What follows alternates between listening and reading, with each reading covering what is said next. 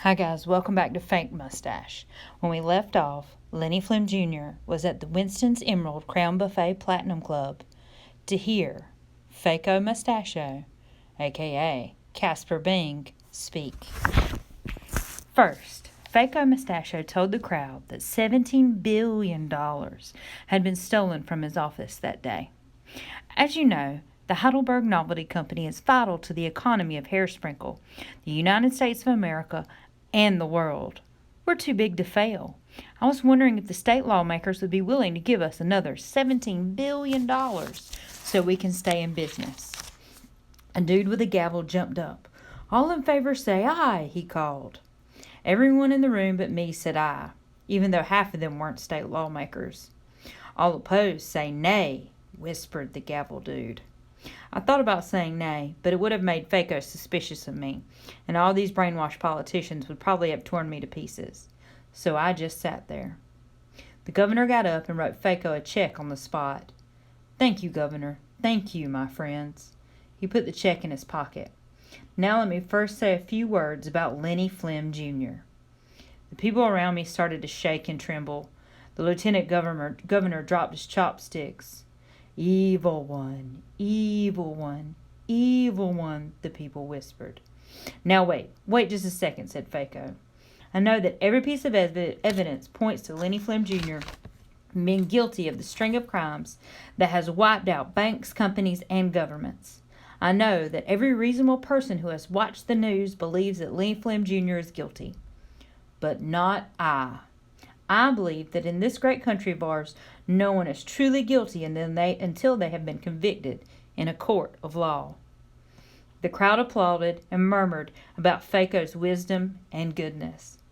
So until a judge passes judgment, let us not call Lenny Flynn Jr. a depraved monster, heck bent on destroying America, democracy, freedom, and the Heidelberg Novelty Company. Instead, let us catch him as fast as we can and then convict him. Rah!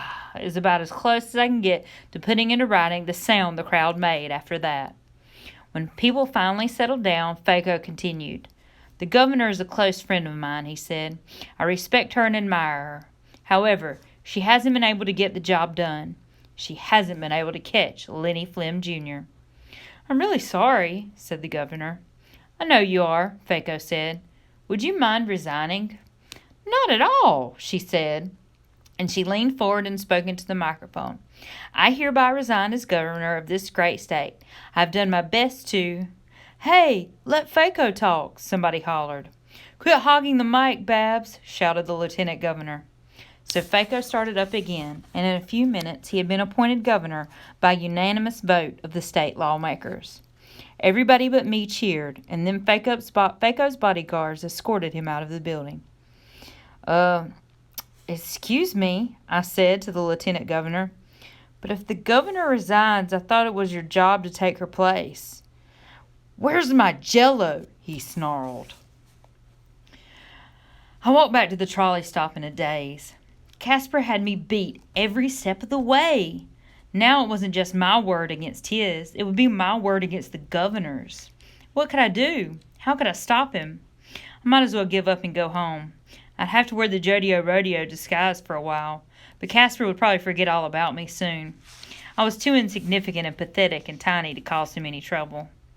I got on the trolley and found a seat. I was so burdened by the weight of being the lone voice against an evil madman that I didn't notice that someone was glaring at me. Who the ding-dang-day are you? She said. I'm Jody O'Rodeo, I said. Preteen cowgirl queen. The hot heck you are. I'm Jody O'Rodeo, she snarled, and now I'm a teen cowgirl queen. Thank you not so very much. It really was her. She was wearing an outfit just like mine, except with real cowboy boots.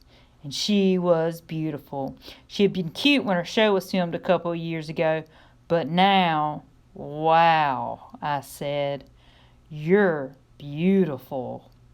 Well, she said, without so much snarl, thanks, but I'm afraid you're not. Your makeup looks terrible, and your hair looks like one of those awful wigs from the Heidelberg Novelty Company. It is. Well, that's okay, she said, sitting down next to me. I'm flattered that you're going to be me for Halloween tonight. The truth is that most kids have forgotten about me now that my show is in reruns. They all want to be Roxy Diamond this year. Actually, I forgot it was Halloween tonight, I said. I knew it was risky to tell her my big secret, but at the same time, I knew it wasn't. I could just tell that I could trust her. I hope you don't mind, but I've been in disguise as you all day because a mad lunatic has been sending his brainwashed henchmen to try and catch me. Oh, you must mean Faco Mustache, she said. Yes, but how did you know? I whispered, looking around to see if anyone was listening. The rest of the passengers, who all seemed to be bodybuilders, were just staring blankly out the windows. It's simple, she said. Nobody ever heard of Faco Mustachio until a few days ago. Now he's rich, famous, and all over the TV. They even preempted one of my reruns with a special report about him. But he's nothing but a giant liar. He's just a kid with a fake mustache. I've been trying to tell my parents that ever since he showed up on TV. And not only is he a kid with a fake mustache, he's the same kid with a fake mustache who robbed all those banks. Wow, I said. It's great to finally meet someone else who isn't fooled by his mustache. It really is, agreed Jody. Unfortunately, I've been fooled by something else. Look. I looked out the window. I saw old brick warehouse-type buildings that I had never seen before. We weren't rolling down Hairsprinkle Avenue through the heart of downtown Hairsprinkle. They switched the track on us, said Jody. This must be one of the abandoned freight lines that used to run to the factories down by the docks, I said. We've got to get off. The other passengers, who really were bodybuilders, stood up and growled at us. Sit down, evil one, said a guy with tattoos and a long ponytail.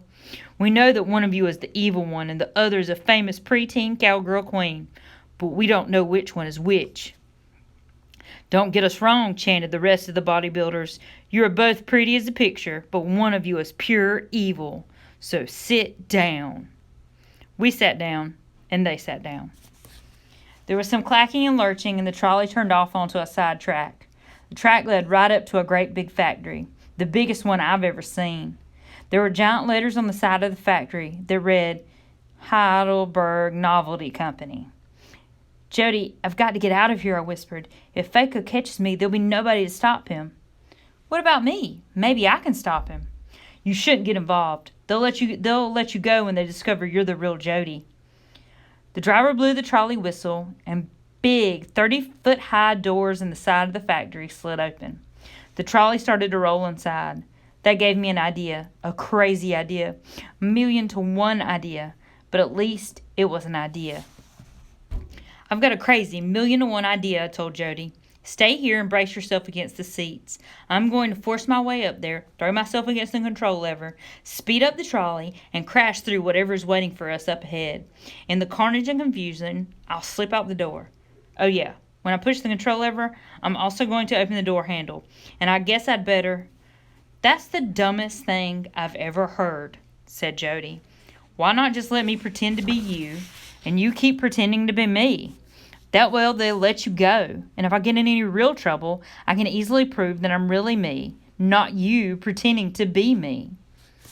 This was so confusing, I could barely follow it. I was just starting to understand when the trolley passed through the big doors and stopped inside a cavernous room stacked with thousands of boxes. Jody stood up and announced, I'm the evil one. Please escort me to the front of the trolley so I can meet my fate like a man. Thank you, I whispered. You're amazing. I hope to get to meet you again someday. Me too, she said. I'd give you a goodbye hug if it wouldn't be so weird to hug somebody who looks like me. Or actually, I mean someone that I'm pretending to look like. Didn't understand that either, but that may have been because I went into shock when she said the word hug. I may have had a vague crush on TV Jody, but it turned into something a lot bigger for the real-life Jody. Wait a second, said one of the bodybuilders. How do we know this one isn't Jody O'Rodeo and the other one isn't the evil one? A collective, I don't know, went up from the bodybuilders. All of this was confusing to me. It was clearly even more confusing to the bodybuilders, who, on top of spending too much time in sweaty places, were also brainwashed. Jody was way ahead of them. For one thing, she said, my hair is just a wig. She took off her cowgirl hat, and lo and behold, her long braids were just as fake as mine. Her real hair was short and purple. Pretty cute, I thought. And for another thing, she said, the real Jody can yodel, can't you? Sure, I said, and I yodeled just like Jody does on TV. Yodelay day yoda lady who, yodelay day yoda lady who, yoda lady who, yo do diddly do day lady day do. The bodybuilders applauded wildly. The bodybuilders asked me very nicely to wait on the trolley, and then they took Jody away. The trolley driver just sat there. I guess the problem with using brainwashed henchmen is they just sit around like idiots after they've done their job. Either that or the trolley driver really was an idiot. I cleared my throat. I yodeled a bit more. I stood up. I moved one seat back. The driver never budged.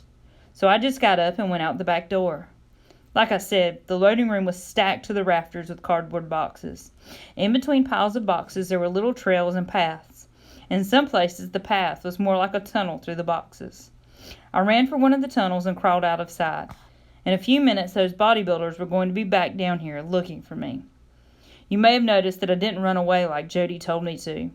There were two very good reasons. First, I wanted to be sure that Jody got out safely. I wasn't so sure that Casper Faco was going to just let her go.